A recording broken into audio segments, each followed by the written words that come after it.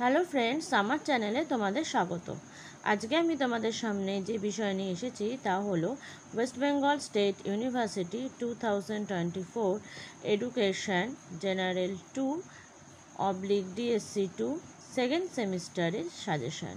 পরীক্ষা এসে গেল, হয়তো পরের মাসেই হবে, তাই আমি সাজেশানটা তোমাদের আগে ফাঁকেই দিয়ে দিলাম এবার, যা অবশ্যই 100% কমন। প্রত্যেকবারের মতো এবারও এই সাজেশান কমন থাকছেই। তো শুরু করি। 1. শিক্ষা মনোবিজ্ঞানের সংজ্ঞা নিরূপণ করো।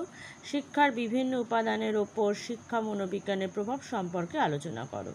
অথবা শিক্ষাশ্রয়ী মনোবিদ্যা বলতে কী বোঝায়, শিক্ষাশ্রয়ী মনোবিদ্যার প্রকৃতি বর্ণনা করো। 2. স্মৃতি কাকে বলে, বিস্মৃতির কারণগুলো কী কী, বিস্মৃতি কি অভিশাপ, অথবা বৃদ্ধি ও বিকাশের নীতিগুলো কী কী, শৈশব এবং বাল্যাবস্থায় শারীরিক বৃদ্ধি ও বিকাশের বৈশিষ্ট্যগুলি উল্লেখ করো।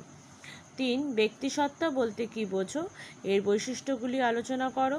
অথবা বৌদ্ধিক বিকাশ কাকে বলে, বৌদ্ধিক বিকাশের শিক্ষাগত তাৎপর্য আলোচনা করো।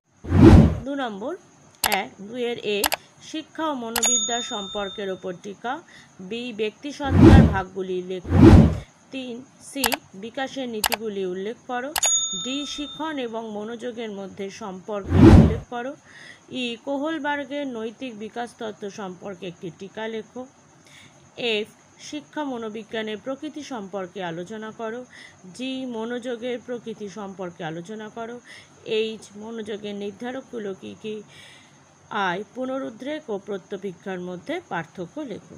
বন্ধুরা, আমি আমার ভিডিও এখানেই শেষ করছি। হ্যাঁ, অবশ্যই এই প্রশ্নগুলোর উত্তর আমি নেক্সট ভিডিওতে আনছি। তো তোমরা যারা এখনও আমার চ্যানেল সাবস্ক্রাইব করোনি, প্লিজ চ্যানেলটি সাবস্ক্রাইব করবে। এরকম নতুন নতুন ভিডিও পেতে হলে অবশ্যই কিন্তু চ্যানেলটি সাবস্ক্রাইব করবে।